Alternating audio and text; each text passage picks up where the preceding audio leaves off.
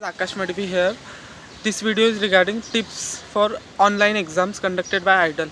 IDLE के जो भी स्टूडेंट है MCOM, MA, इकोनॉमिक्स वॉटेवर या दूसरे भी कोर्स IDLE प्रोवाइड करता है, तो उनके एग्ज़ाम्स जो ऑनलाइन होने वाले हो वो उसके रिगार्डिंग टिप्स देने वाला हूँ।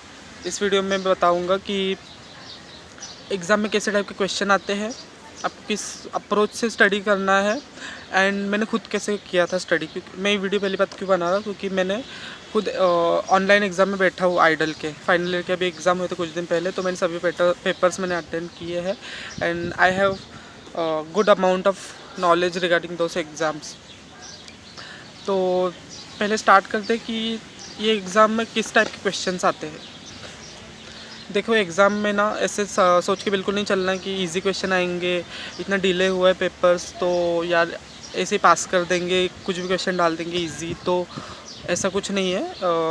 भले कोरोना वायरस की वजह से इतने एग्ज़ाम्स पेंडिंग है, लेकिन अब मैंने जो एग्ज़ाम दिए थे उसके बेस पे बोल रहा हूँ सॉरी, कि इतना इजी भी पेपर्स नहीं आते हैं। अगर आपने पढ़ा है तो ही आप अटैम्प्ट कर पाओगे अच्छे से। अगर आप डायरेक्ट बैठे तो आपको टेक्निकल चीज़ें नहीं समझ में आएंगी ना, और इतनी भी इजी चीज़ें भी नहीं पूछते। बहुत सारे क्वेश्चन हार्ड लेवल के रहते हैं, जो वो चाहते हैं कि आप बुक के अंदर घुसो, आप वो बुक्स के पेज पलटी करो और उसमें घुसो, स्टडी करो, तो ही आप अटेम्प्ट कर पाओगे। कुछ एक दो क्वेश्चन बहुत इजी दे देंगे, जैसे बेसिक कॉन्सेप्ट, जैसे अकाउंट्स के स्टूडेंट को पता होगा डेबिट क्रेडिट के रिलेटेड क्वेश्चन पूछ लेंगे, एक दो हाँ, ज़्यादा नहीं। एंड बाकी क्वेश्चन आपको फिर हार्ड ही रहेंगे। जैसे कुछ क्वेश्चन न्यूमेरिकल्स भी आएंगे, आपको उसके लिए फार्मूला याद रहना चाहिए, आपको उधर कैलकुलेट करके आंसर देना पड़ेगा। 4 में से एक सिलेक्ट करना है न्यूमेरिकल, उसके लिए आपको फार्मूला प्रॉपर आना चाहिए एंड प्रोसेस आना चाहिए कैसे वो आंसर निकालना है। एंड ठीक है, तो ये हो गया। ऑनलाइन एग्ज़ाम में न्यूमेरिकल्स भी आएंगे। ऐसा नहीं है कि खाली थेरोटिकल क्वेश्चन आएंगे, कोई इजी सा दे देंगे, 4 में से एक सिलेक्ट करना है, ऐसा कुछ नहीं है। और कुछ क्वेश्चन के आंसर ऐसे भी होते हैं, ऑल द अबव और नन ऑफ द अबव, ऐसे भी रहते हैं। या एक क्वेश्चन तो ऐसे आया था कि प्रोसेस पूछ लिया था डायरेक्ट, तो प्रोसेस के जितने भी स्टेप्स हैं ना वो आपको याद होने चाहिए, और उधर उसको रैंडमली अरेंज करके देंगे और आपको ABCD, उसको फिर ABCD DCBA ऐसे टाइप से आपको अरेंज करना है राइट सीक्वेंस से। तो ऐसे भी क्वेश्चन, तो उसके लिए आपको वो प्रोसेस पढ़ना ही पड़ेगा। तो ऐसे क्वेश्चन भी आएगा, तो इसके लिए आपको पहले ही बता रहा हूँ कि इतना इजी एक्सपेक्ट करके मत चलो पेपर, तो ऐसे करना है। ठीक है, ये हो गया पेपर कैसे आता है। और अगर आपको अच्छे से आता है ना पेपर, या नहीं भी आता तो भी आपको जल्दी हो जाएगी, क्योंकि आप उधर खाली आपको सिलेक्ट करना है, तो आपका आधे घंटे में भी पेपर हो सकता है। अगर 1 घंटे का पेपर जनरल टाइम में, तो आधे घंटे में पेपर हो सकता है। ठीक है, तो आपको अच्छे से स्टडी करके जाना है। ठीक है, ये हो गया पेपर कैसे आएगा। दूसरा कि आपको किस अप्रोच से पढ़ना है। आपको ना रट्टाफिकेशन मेथड से नहीं पढ़ना है। जैसे अभी बहुत सारी जगह पे सर्कुलेट हो रहा है PDF, जिसमें 500 क्वेश्चन है, 500 MCQs है, उसका क्वेश्चन आंसर। तो ऐसे आपको क्या है, वो शॉर्टकट मेथड हो गया। उसमें आप दो डिसएडवांटेजेस है उस मेथड से पढ़ने में। आप पढ़ोगे, आपको हार्ड वर्क भी उसमें ज़्यादा लगे। आपको लगता है कि 500 MCQ पढ़ लिया, हो गया इजी, लेकिन वो भी हार्ड वर्क ही एक टाइप का है, उसका कोई यूज़ नहीं है। दूसरा, आप पैनिक कर जाओगे अगर आप भूल गए कभी तो। और तीसरा, आपको नॉलेज बिल्कुल नहीं मिलेगा। आपको लगेगा कि आप मैंने शॉर्टकट का मेथड से पढ़ा है, नॉलेज कुछ भी नहीं मिलेगा आपको, क्योंकि कौन से चैप्टर से क्या आया है, उसके आगे पीछे का क्वेश्चन क्या है, क्या सीक्वेंस है, क्या कंटेंट है, आपको कुछ नहीं समझेगा। सब रट्टाफिकेशन मेथड होगा। तो उस मेथड से नहीं पढ़ना कैसे आपको, ये देखो, ये IDLE की बुक्स हैं,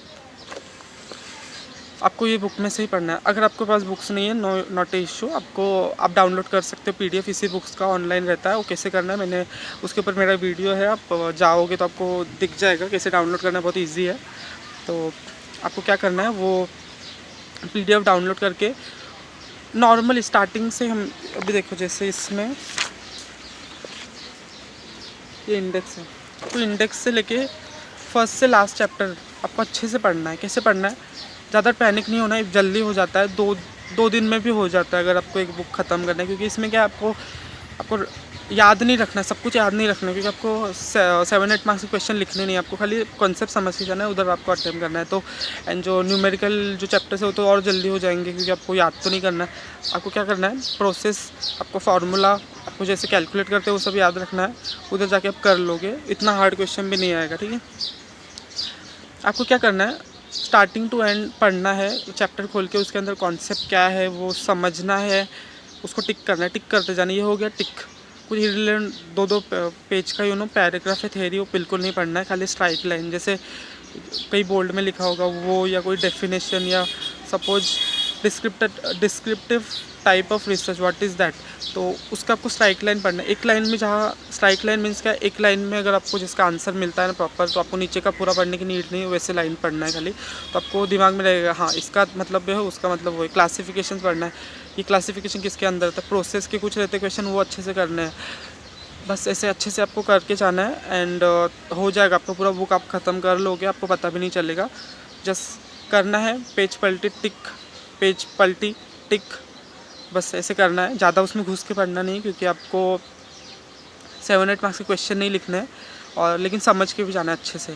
तो आपको इसका क्या फ़ायदा होगा, आपको एक कॉन्फिडेंस आएगा, पॉजिटिव वाइब्स आएगी कि हाँ मैंने बुक ख़त्म किया है, I can answer whatever they will ask. So वो आपको एक पॉजिटिव एनर्जी वो आएगी। दूसरा कि आपके पास नॉलेज भी बढ़ेगा, आप बोल पाओगे कि हाँ मैंने एग्ज़ाम दिया, वाले ऑनलाइन दिया, लेकिन मेरे पास इसका नॉलेज है, मैंने इसको पढ़ा है, कुछ भी वैसे पूछ लेंगे तो मैं उसके बारे में बात कर पाऊँगा। ऐसा नहीं कि अप्पा चप्पा डब्बा कुछ पता ही नहीं है, तो ऐसा नहीं होगा। तो आपके पास नॉलेज होगा अच्छा, sufficient amount of knowledge you will have after giving this exams, तो एक वो हो जाएगा। तो बस आपको ऐसे अच्छे से पढ़ना है, पूरा नहीं पढ़ना, लेकिन मेन चीज़ें या जो चीज़ें उनका आपको मीनिंग समझना, ठीक है। ये हो गया आपको कैसे अप्रोच करना है, शॉर्टकट मेथड यूज़ नहीं करना है। लास्ट मैंने खुद कैसे पढ़ा था, मैंने पूरे बुक्स पढ़े थे, मेरा टारगेट तो ज़्यादा ही था, 80+ ऐसे लाना था, इसके लिए मैंने अच्छे से पढ़ा था। तो मैंने क्या किया था, एंड मैंने ज़्यादा दिन बिल्कुल नहीं दिया, एक 2 दिन में ही मैंने सब्जेक्ट ख़त्म किए। मैंने क्या किया था कि ये चैप्टर लिया, उसमें सपोज हेडिंग्स है, कोई क्वेश्चन के हेडिंग रहते हैं। अभी देखो कुछ क्वेश्चन कैसे बिल्कुल यूजलेस रहते हैं, जैसे कि importance of research, importance of so and so sampling whatever.